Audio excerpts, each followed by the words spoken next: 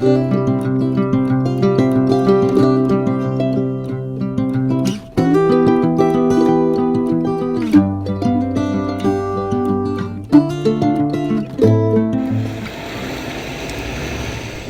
everybody, and welcome back to Andrews Lumber.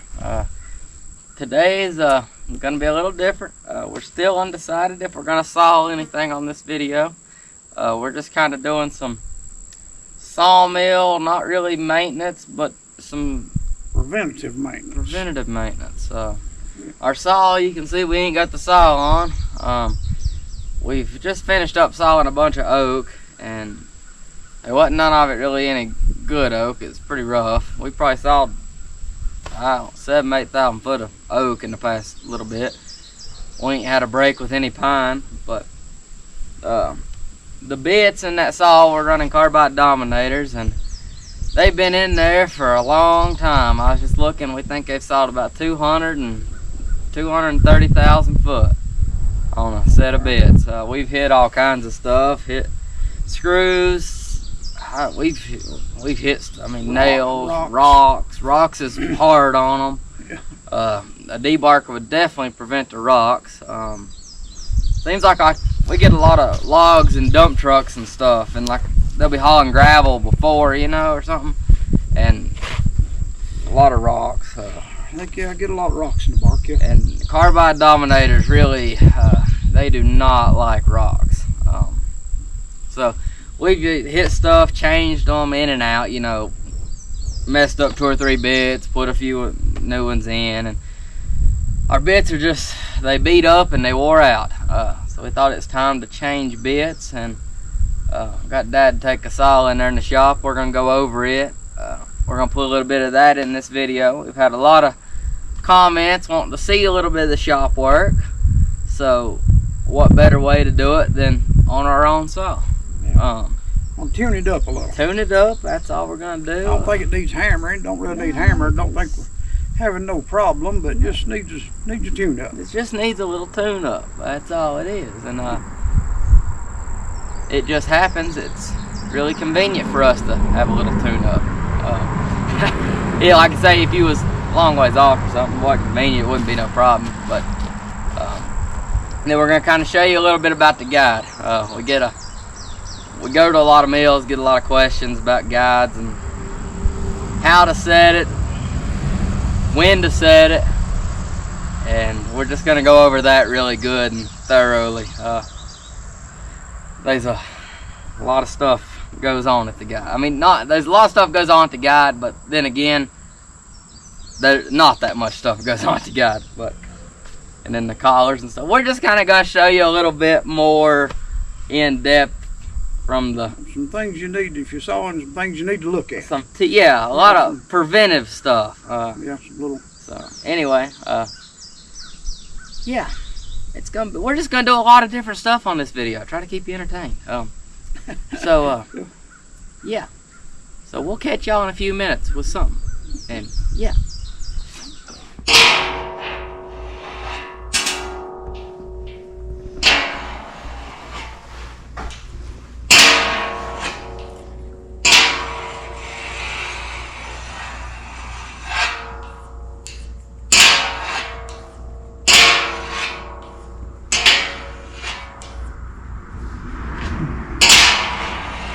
Picked up a little place or two in there. Needed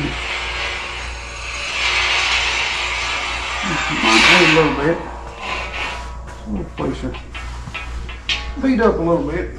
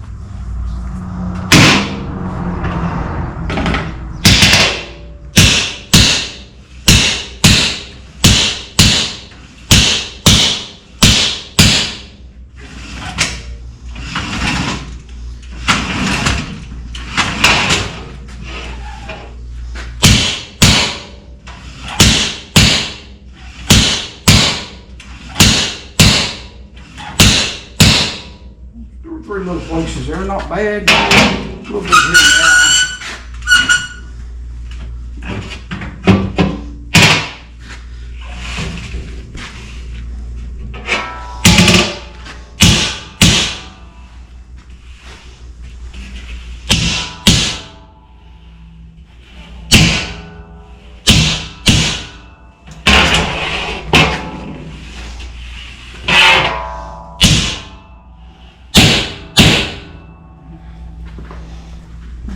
Okay.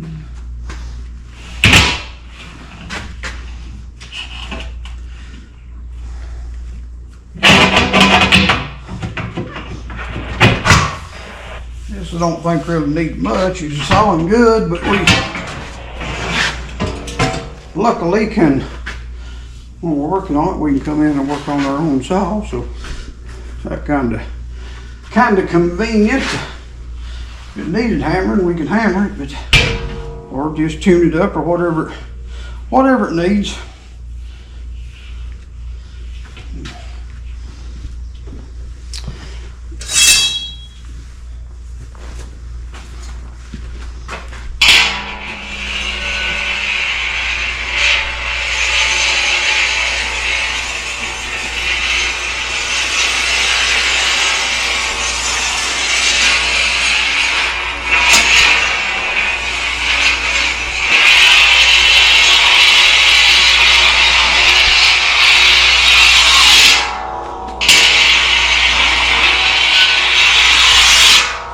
Got it pretty good, looks like. See how much dish it's got in it.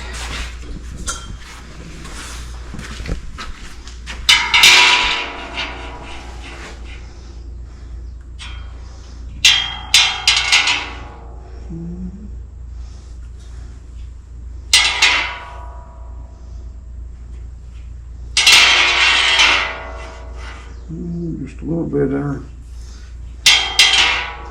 I'm gonna push that eye back just a little. Or maybe pull a little tension out of it.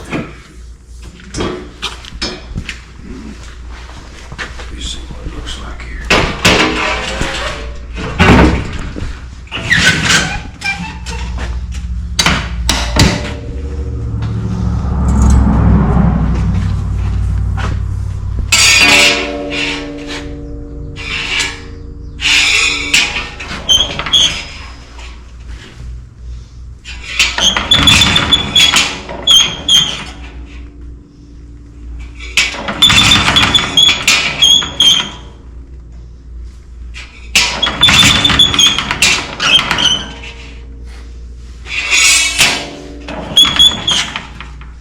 Pull just a little tension out of it, maybe stiffen it up just a little.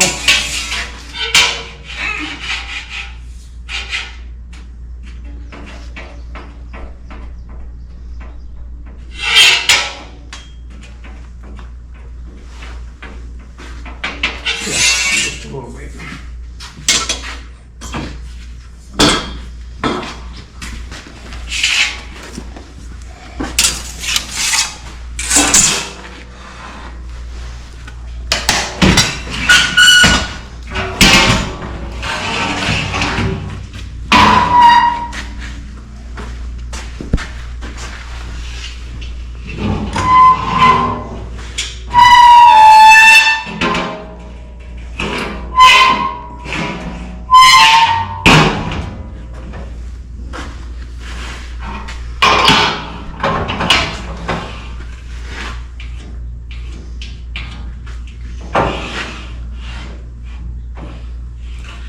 Stiffen it up just a little bit limber. For the RPM, we're running 630. Might have been a little fast.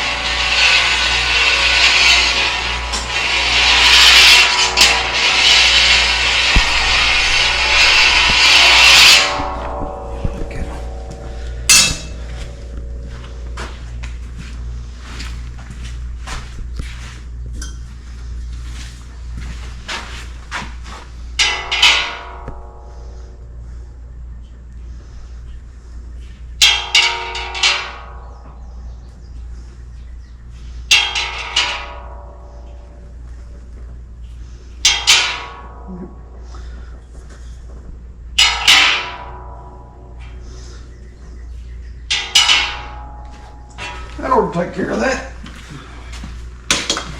Let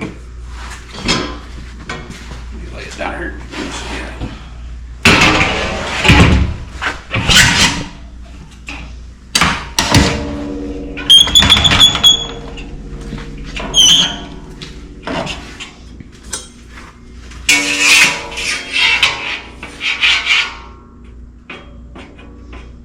Yeah, a little better.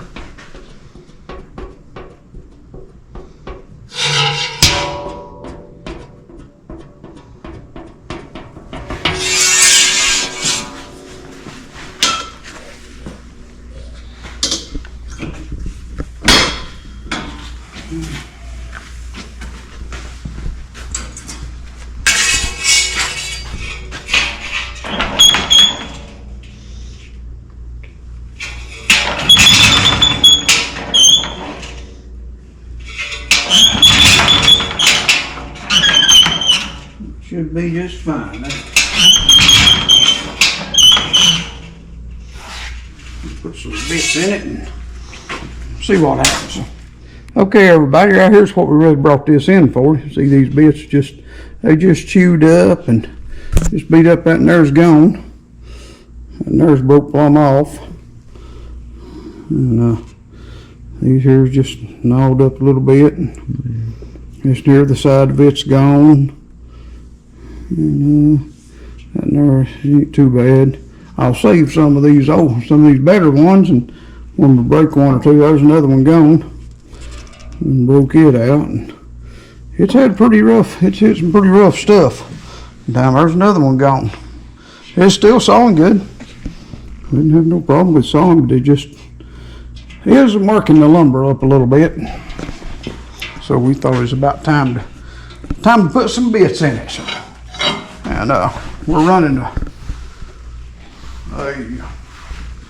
6-7 gauge. It's Simon anyways. We're running a Super Shank and Simon's Dominator carbides.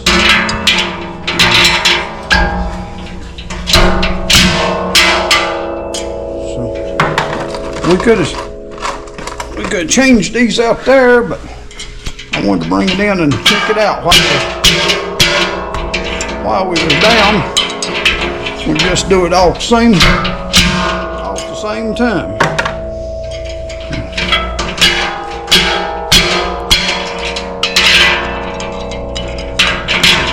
Get in here and check it out a little bit.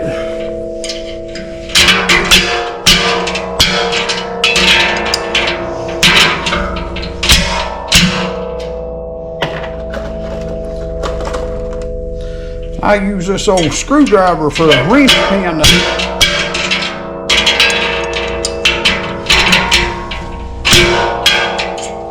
They make wrench pins for these, but they're about $5 a piece. And these screwdrivers at Walmart, I think it's about $1.79. You can break it a bunch of times. It's got a handle on it, and it works pretty good. I just always use a screwdriver. They'll break. It's a little cheaper, and don't have to buy those pins.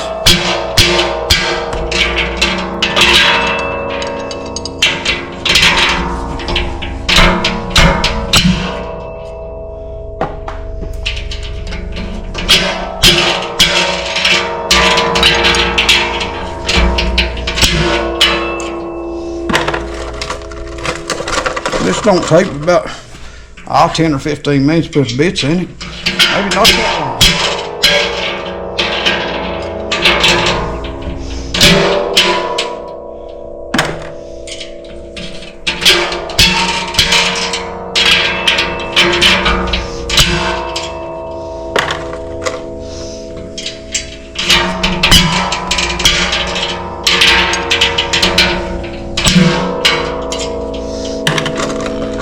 Anyway, we'll continue this, and then we'll get the sawbuck out there, put it back on, and try to help you with a couple of pointers, and we'll catch you in a few minutes.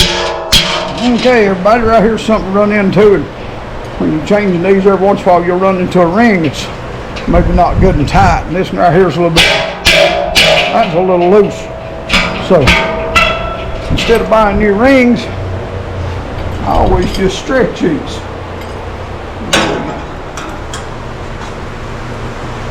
How to do that? Just this ring here, and get a good pair of vice grips and get a hold of it right here on the end, and you want to hit it right here in this crook, and that stretches it out. Instead of buying oversized rings, just give it a couple licks on one side and a couple on the other side, and don't overdo it or you can't get it back in.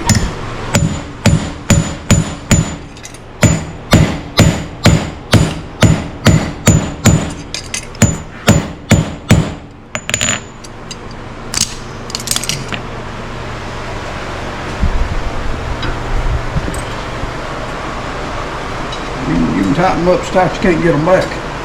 If you ain't careful.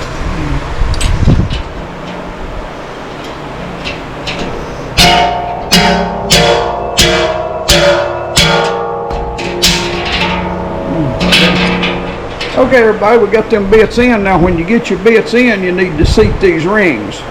Now, a lot of people use the back of the wrench. I just use a rod and a hammer and just set that down in there. And just seat that. You can hear it like that, right and wanting down.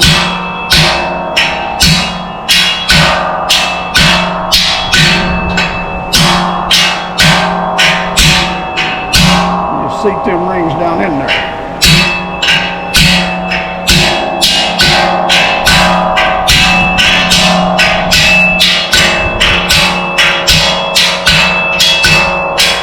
And then when you get that, I always take and get the ring center in the bit. You can do that by driving it one side or the other.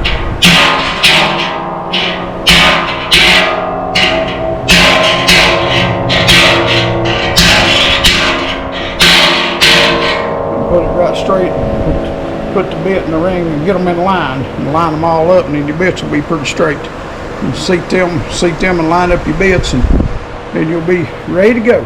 Okay, everybody, we got our saw back out here, and we're going to put in some new pins. And lots of times, about any time I change saws, I change pins. A lot of people don't change them, they just think them's in there for shear pins, and they are, but if that saw, lots of times it'll cut a little groove in them. If you can feel a groove with your fingernail on them, if they're not real good and slick, you need to change them, because what will happen, that saw, the center of that saw has to float on these pins, and if it's got a place on them, it'll hang and it won't do right. So we're just going to put new ones in. About every time I change saws, I put in new pins. They cost $10, and it's well worth it to know you got good pins. So put them in. Well, and find the hole.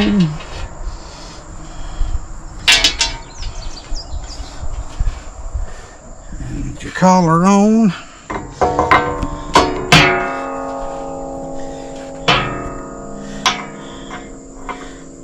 Good.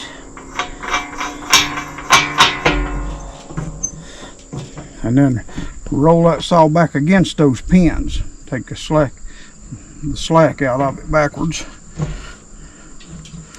And just tighten it with your hand tight, and then take a wrench. Tighten that up there a little bit. You don't have to do much. Sometimes I hit lick it to with a hammer, but that's about all it needs. That turns away to tighten that nut. A lot of people over tighten that. I've seen them take a big hammer and wrenches and tighten that up, and you don't need to. You just need to just tighten it up. And, that's all you need to do there. Okay, everybody, we got our saw on, got our new pins in, and we're getting ready to set the guide.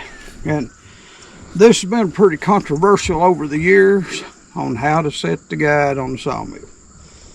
The first thing is, you don't guide the circle saw. You guide band saws. This is to catch that saw when a springy log or whatever. It's to keep you from having a wreck, just to keep it from going. you're not guiding a circle saw out here. People think they're going to guide their saw, and there's two ways to set the guides that I hear, and there's a lot, like I said, a lot of controversy about this. I can just see the comments now on how to do it, but I'm going to call it the A way and the B way. I've been sawing for about 30 years, and I have never set a guide on a saw and the saw running. It's cold just like it is right now, and set the guide and saw. And I've sawed just some pretty good meals. But people they're always telling me how to set the guide, how to do it, and they come in here with their thumbs cut off. And you know, you ask them what happened. Well, they were setting the guide and the wrench slipped, and they got a finger or two. And I may cut my fingers off tomorrow, but you can bet it won't be setting the guide and it running. There's no use in doing that. And even the sawmill manufacturers, some of them put some controls in the cabs. Well, if you're going to move this guide from in the cab, all this stuff has to be loose. Well, I don't believe that's too good of an idea to leave it loose. And if you're sitting in the cab and you can adjust the guide from the cab, you're trying to guide that saw. And you can't guide a circle saw. That's what your lead adjustment's for. It's what your alignment's for. The saw runs by itself. The saw is built to be strong this way, not side to side. It's real easy to push that saw left or right. And I think that's what people do. They push it around there to make it saw like they want it to. But if you're setting the guides from the cab, you just as well be driving down the road blindfolded. You'll have just about as much luck. So anyway, I set the guide, I touch this out, this log side, I just touch it. Just touch that guide. This side, I'll slide up there.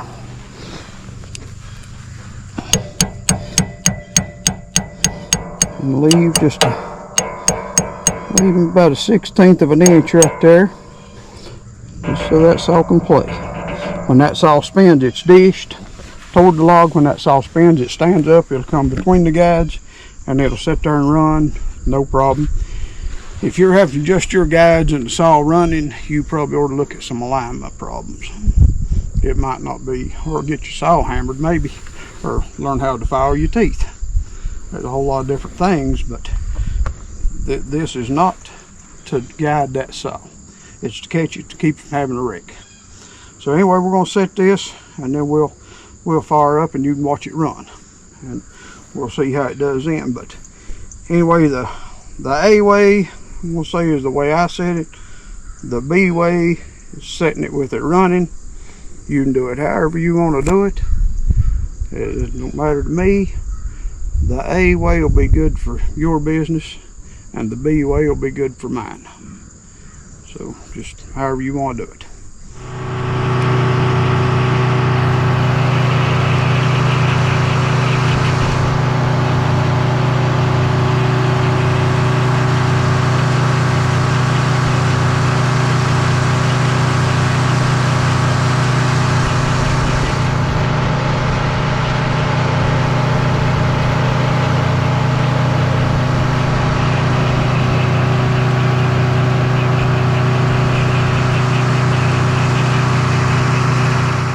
Everybody, there's just a little bit of information we hope helped you out there. I know this consisted of a lot of different stuff, changing bits, pins, guides, a little bit of hammering.